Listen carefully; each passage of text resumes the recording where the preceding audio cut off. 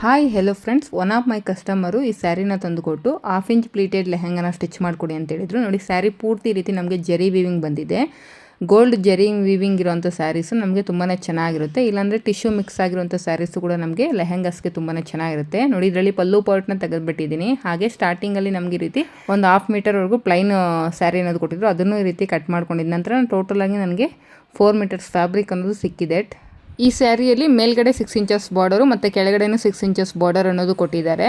So customer requirement ಪ್ರಕಾರ ಮೇಲ್ಗಡೆ ಇರೋ ಬಾರ್ಡರ್ನ ಕಟ್ ಮಾಡಿಕೊಂಡು ಕೆಳಗಡೆ ಇರೋ ಬಾರ್ಡರ್ಗೆ ಅಟ್ಯಾಚ್ ಮಾಡಿದ್ದೀನಿ. ಸ್ಯಾರೀಸಲ್ಲಿ ಏನಾದರೂ ನಮಗೆ ಬಾರ್ಡರ್ ಚಿಕ್ಕದಾಗಿ ಬಂದಿದ್ದರೆ ಮೇಲ್ಗಡೆ ಇರೋಂಥ ಬಾರ್ಡರ್ನ ಕಟ್ ಮಾಡಿಕೊಂಡು ಕೆಳಗಡೆ ಇರೋಂಥ ಬಾರ್ಡರ್ಗೆ ಅಟ್ಯಾಚ್ ಮಾಡ್ಕೊಳ್ಳಿ.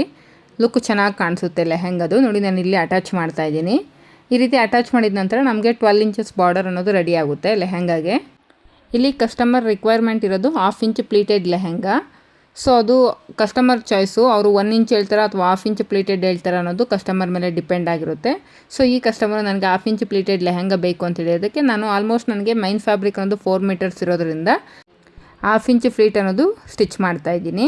ನಿಮ್ಮ ಹತ್ರ ಫ್ಯಾಬ್ರಿಕ್ ಎಷ್ಟಿದೆ ಅಂದರೆ ಸ್ಯಾರಿಯಲ್ಲಿ ನಾವು ಪಲ್ಲು ಮತ್ತು ಸ್ಟಾರ್ಟಿಂಗಲ್ಲಿ ಏನಾದರೂ ಪ್ಲೈನ್ ಫ್ಯಾಬ್ರಿಕ್ ಕೊಟ್ಟಿದ್ರೆ ಅದು ಮತ್ತು ಬ್ಲೌಸ್ ಪೀಸನ್ನೆಲ್ಲ ಕಟ್ ಮಾಡಿದ ನಂತರ ನಮಗೆ ಫ್ಯಾಬ್ರಿಕ್ ಎಷ್ಟು ಇದೆ ಅಂತ ನೋಡಿಕೊಂಡು ಅದ್ರ ಮೇಲೆ ನೀವು ಈ ಫ್ಲೀಟ್ ಸೈಜ್ ಅನ್ನೋದು ಡಿಸೈಡ್ ಆಗಬೇಕು.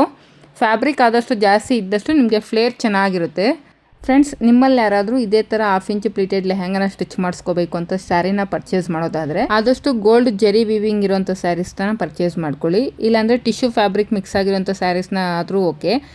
ಈ 2 ಸ್ಯಾರೀಸಲ್ಲಿ ನೀವೇನಾದರೂ ಪ್ಲೀಟೆಡ್ ಲೆಹಂಗಾನ ಸ್ಟಿಚ್ ಮಾಡಿಸ್ಕೊಂಡ್ರೆ ನಿಮಗೆ ಆ ಪ್ಲೀಟ್ಸ್ ಐರನಿಂಗ್ ಅನ್ನೋದು ತುಂಬ ನೀಟಾಗಿ ಬರುತ್ತೆ. ನೋಡಿ, ಫೈನಲ್ ಆಗಿ ನಾನು ಸ್ಟಿಚ್ ಮಾಡಿದ ನಂತರ ನಮಗೆ ಔಟ್ಲುಕ್ ಅನ್ನೋದು ಈ ರೀತಿ ಕಾಣಿಸ್ತಿದೆ. ಈ ಲೆಹಂಗಾಗೆ ನಾನು ಯೂಸ್ ಮಾಡಿರೋ ಫ್ಯಾಬ್ರಿಕ್ ಬಂದು 4 ಮೀಟರ್ಸು ಮೈನ್ ಫ್ಯಾಬ್ರಿಕ್ಕು. ಹಾಗೆ ಲೈನಿಂಗೋಸ್ಕರ ನಾನು 3 ಮೀಟರ್ಸ್ ಕ್ರೇಪ್ ಲೈನಿಂಗ್ ಅನ್ನೋದು ಯೂಸ್ ಮಾಡ್ಕೊಂಡಿದ್ದೀನಿ.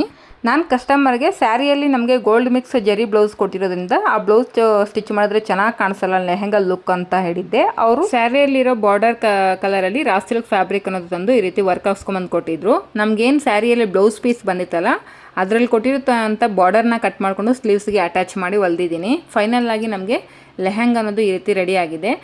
ನೋಡಿ, ಒಳಗಡೆ ಕ್ಯಾನ್ ಕೂಡ ಹಾಕಿ ಈ ರೀತಿ ಸ್ಟಿಚ್ ಮಾಡಿದ್ದೀನಿ. ಅದಕ್ಕೋಸ್ಕರ ನಮಗೆ ಫ್ಲೇರ್ ಅನ್ನೋದು ನೀಟಾಗಿ ಕಾಣಿಸ್ತಾ ಇದೆ.